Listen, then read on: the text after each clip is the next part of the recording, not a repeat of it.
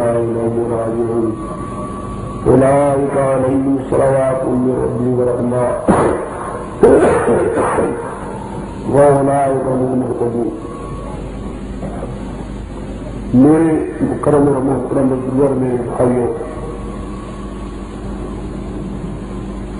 میں نے پہلے آپ کے سامنے پروگرام کو پیش کر دیتا ہوں تاکہ آپ کو یہ نہ ہو کہ ہمیں اس میں کسی اشتباہ میں رکھا ہے.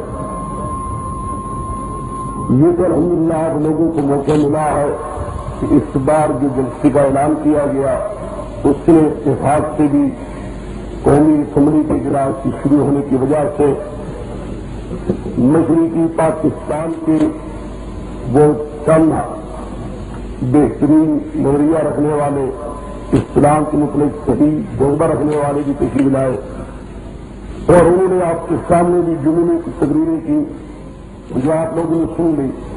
اس کے بعد مولانا محمد شہید صاحب اور مولانا سید نور البخاری شاہ صاحب، مولانا عزیز صاحب شجاعت والے، جن کی آپ تقریر سن چکے ہیں، جو نئے آئے تھے، الحمدللہ آپ لوگوں نے پسند بھی کی. اور مولانا سید نور البخاری شاہ صاحب، ان کی تقریر آپ سن چکے ہیں. اس کے بعد ہمارے بزرگ سید مولانا قاضی نور محمد صاحب تشریف لا چکے ہیں. ویسے سیدنا اللہ شاہ صاحب بخاری کا انکار بھی نہیں آیا لیکن تشریف بھی نہیں لائے. کل انہوں نے اور میں نے بھی جلوال بھی پہنچنا ہے، بہرحال اللہ کو اگر منظور ہوا تو. لیکن میں یہ نہیں کہہ سکتا کہ آئیں گی نہیں، اس لیے کہ مجھے انہوں نے اقرار دی کہ میں نہیں آ سکتا. یہ بھی وجہ ہے کہ مجھے ان کے متعلق پورا یقین ہے کہ کچھ بھی ان کی صحت ہو وہ قطن اپنی بات جو کر دیتے ہیں وہاں پہنچنے میں کبھی ان کو بریک نہیں ہوا، کبھی مجھے نہیں اجازت دیکھی کہ وہاں نہ پہنچے. اور یہ بھی ان کو یقین کر وہاں پہنچنا بھی آئے. ہم نے 4 بجے پھر یہ کار دیا ہے کہ آپ ہر حال پہنچے. 12 بجے وہ تشریف نہ بھی لائے 1 منٹ کے لیے فرق کیجیے. تو ہمارے بزرگ مولانا قاضی نور صاحب اس موضوع پر جو مسئلہ شہادت کہوں یا صحابہ کی باہمی اختلافات کے متعلق ایک بہترین انداز کے ساتھ ان کا ایک نظریہ ہے جس کو یہ بیان فرمایا کرتے ہیں. وہ ایک انداز ان کا انوکھا ہے. وہ اپنی ہماری جماعت میں کسی اور میں وہ چیز مجھے نہیں ملتی. میں یہ چاہتا تھا کہ اب تقریر ان کی ہو جائے یا میں کیا سنتے رہا تو قائم صاحب سے میں نے خود ہی درخواست پیش کی کیا فرمائیں کیا کیا جائے.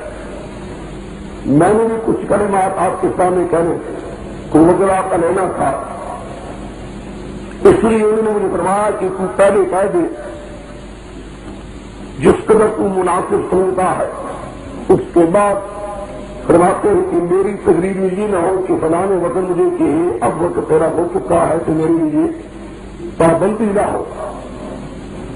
وہ ہے کہ مجھے آزادی کے ساتھ موقع دیا جائے کہ میں جو بات کہی ہے کہہ سکوں. یہ بجا ہے صحیح فرما رہے ہیں. انہوں نے فرمایا ہے اس لحاظ سے میں آپ کے سامنے پہلے وقت لے رہا ہوں. ویسے ہمارے مولانا محمد شہید صاحب بھی جو آگے کئی بار یہاں تقریر کر چکے ہیں اور آپ تقریر میں سنتے رہے، وہ بھی تشریف لائے ہوئے ہیں.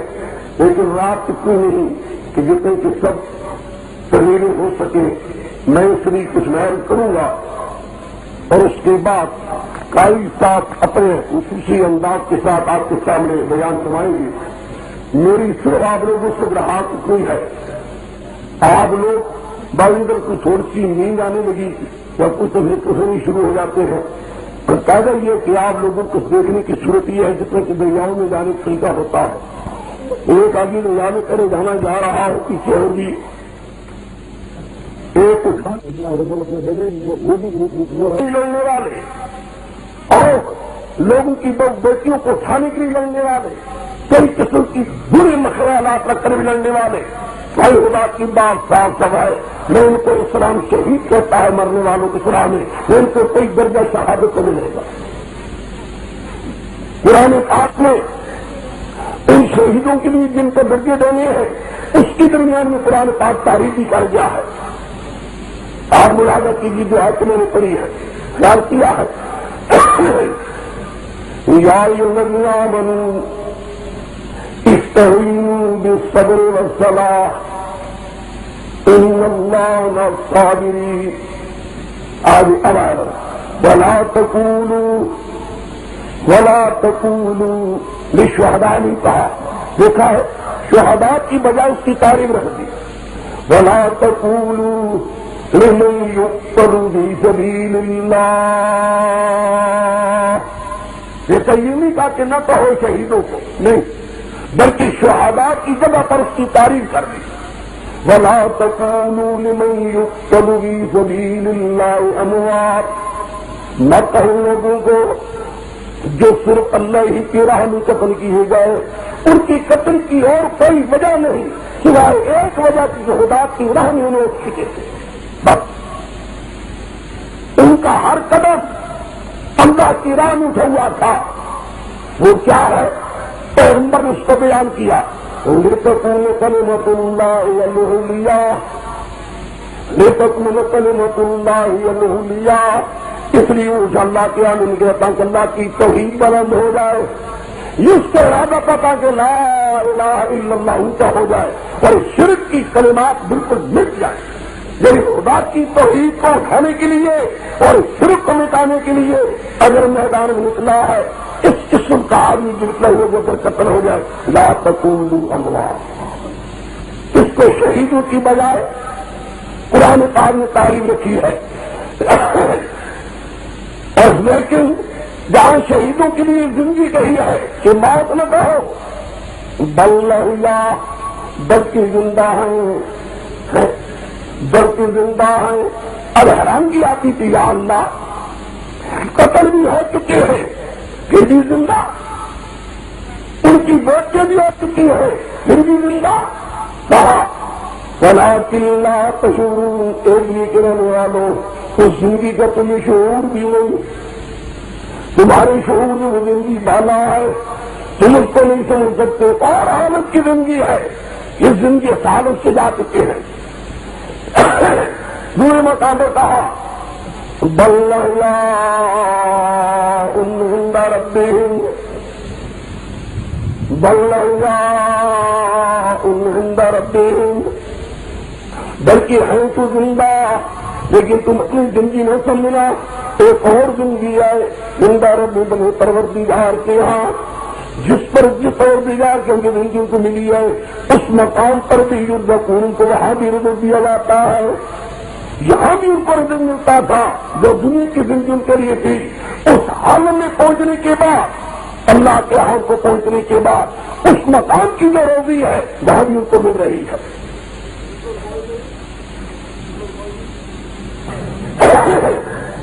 قرآن پاک نے شہیدوں کی ایک زندگی کہی ہے شہداء کو، اور یہ کہا کہ ایک زندگی ایسی ہے لیکن لا تشعرون، تم اس کا کوئی شعور نہیں. ساتھ یہ بھی کہا کہ بل احیاء ہیں زندہ لیکن یہ زندگی ختم. کہا زندہ رب اپنے رب کے ہاں، اور رب کے ہاں جہاں زندگی ہے یرزقون کو روزی بھی دی جاتی ہے. اس کی تفسیر ہوگی پیغمبر کی زبان پاک سے بھی آئی. پیغمبر نے فرمایا کہ شہداء کو ہر روز آواز آتی ہے، مانگو کیا مانگتے ہو، مانگو کیا مانگتے ہو.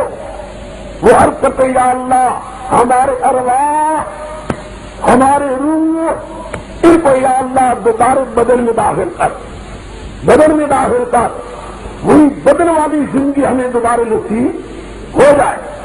یعنی ہمارے روحوں کو ہمارے بدنوں میں پھر تو داخل کر، پھر وہ زندگی حیاتی والی نصیب ہو جائے دنیا والی، پھر تیری راہ میں جنگ شروع ہو جائے، تیری توحید کی ہاتھیں پھر دوبارہ شہید ہو جائے.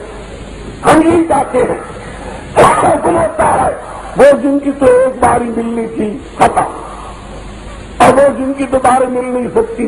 یہ تو بات نہیں ہوگی کہ ہم دنیا میں پھر تمہیں وہ زندگی